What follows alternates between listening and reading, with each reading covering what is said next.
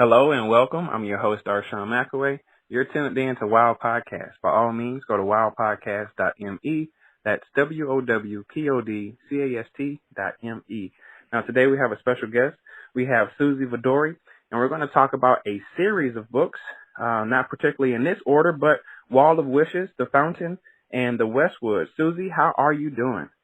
I'm doing great this morning. Thanks so much for having me, Darshawn. No problem. So which book would you like to talk about first? Well, they're a series. So the Fountain series is actually about 16-year-old Ava, and she moved from San Francisco to New England to find out more about her mom, who died when she was 10. And when she gets there, her reputation's preceded her, and the kids aren't very nice. And all kinds of crazy things happen to poor Ava. She gets really upset, and she runs into the woods, and she finds a mysterious fountain. That's why it's called the Fountain. And she makes a wish on that fountain that one of the girls that she just met had never existed. When she gets back to the boarding school that she attends, the girl is gone, and absolutely everything in her life has changed. Even her own family is different. And she has to find out about the magic of the school that she goes to and the history of her own family. She meets a boy. There's a romance in it. It's a mystery. It's lots of fun. So that's book 1 in the series. And then The Westwoods is book 2. It's actually the story of the girl who got wished away. And then book 3 is Wall of Wishes, and that just came out this summer in 2020, and it's actually where both Courtney and Ava, so the girl who got wished away and the girl who wished her away, Courtney comes back to the school and they have to work together, and they don't get along, so there's lots of conflict there. They have to work together to try to save the fountain, because otherwise the fountain has granted wishes at the school that goes back over 100 years. And if it erases all of those wishes because the fountain is destroyed, then Ava may no longer exist. So let's talk character development. My question to you would be, how do you develop your characters? Like, what was that moment to say, hey, I want to develop, Ava this type of way? Yeah, absolutely. So I always start with sort of the message that I want to create a book around, and then the characters kind of have to be driven by that motivation. So I knew that Ava had to be motivated by by trying to undo the consequences, right? By learning to take responsibility for making this terrible wish. She wishes somebody away. She really wishes she hadn't, but she can't undo it. And so her character was really around those consequences and that sort of young adult feeling of learning to own up to when you've made a mistake. So that's how I developed Ava, and it was super fun. Courtney is the one that lots of people want to talk about. She's super mean when you meet her, and even though she gets her own book and you find out that she's that way because of all the things that have happened to her and the magic of the school and all those things, I don't think that my readers will ever truly forgive Courtney for the things that she did to Ava in the fountain. So, yeah, so that was kind of fun too, because, you've got this person that's trying their best to do the right thing but is making mistakes, and then you've got the other person that appears to be just plain mean, but actually she has a really strong reason for doing that. Gotcha. So how did you get into writing?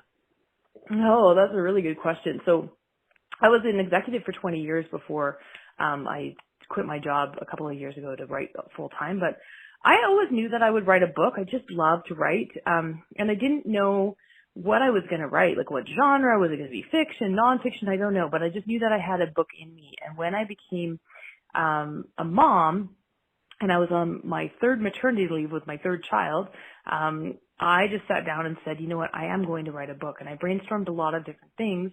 And the one thing that really sparked it was that as parents today, we raise our kids wanting to give them everything. So I want to give my kids everything.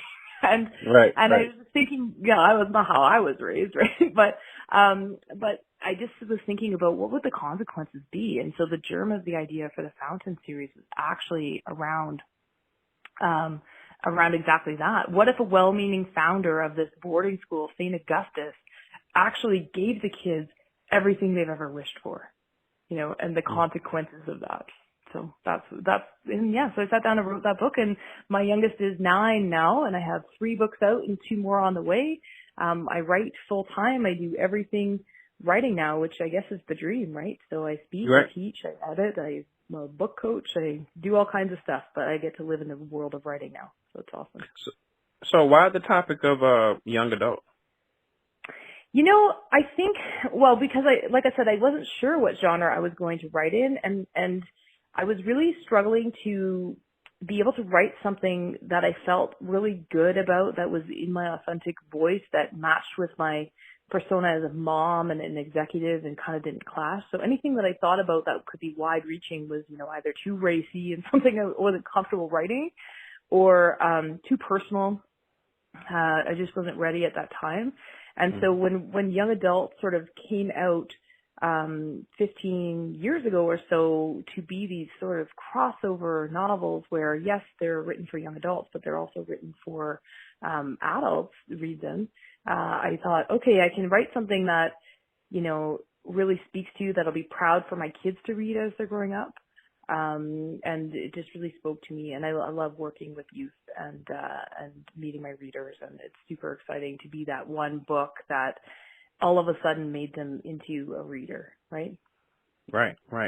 So, having children, I have a little girl, I only have one child, and lately, since this pandemic has just been all over the place, I've been thinking to myself, like, what's my last impression, amongst my family, friends, and possibly the world?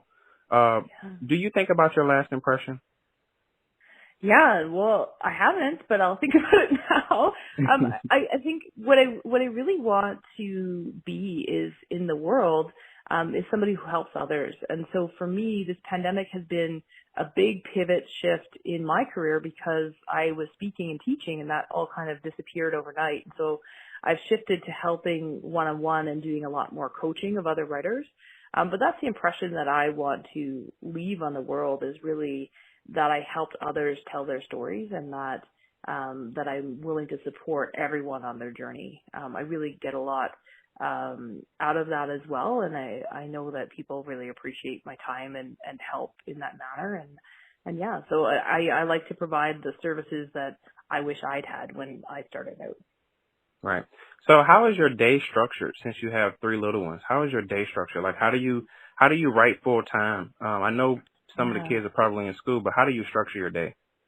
So actually all my kids are in school. So my youngest is now 9, right? So, Okay. I've got 14, 12, and 9, but how I structure my day is interesting, because I've been working from home for about 2 years, but I love working from home, but then the last 6 months they were home. Everybody was home. Husband was home. Everybody was home. And it was really tricky, because I got a lot of, Mommy, you never, you're always working. I'm like, well, yes, you're in my office. Yes, I am working. So I have a lot of, I have to be really methodical about it. And I set aside time to write. I'm not somebody who writes every day. But I am quite structured about it. When I'm writing, I will write all day, for several days, and then stop. But I have a lot of client calls as well, and interviews like this or something. And so I just shut the door and say, Right. See you in an hour. So, my schedule is actually available to my entire family. So we have a family schedule, but all of my appointments and things are on there, so they can actually look and see when I might have free time and stuff. So it's working. That's They're amazing. back in school now. They're back amazing. in school now. So. Right.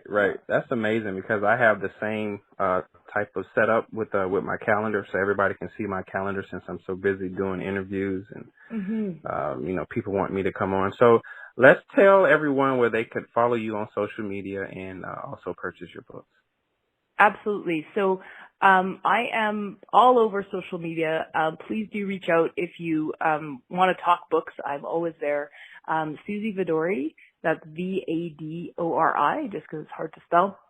You can find me on Instagram, on Facebook, or on my website, which is www.suzyvadori.wordpress.com. And I am just launching this month, actually, my Inspired Writing newsletter, which will have tips and tricks for writers on how to get your book finished. Well, I'm your host, Darshawn McAway. We're talking to author Suzy Vadori about her series, The Fountain, book number 1, book number 2, The Westwoods, and book number 3, Wall of Wishes. Suzy, it was a pleasure having you on.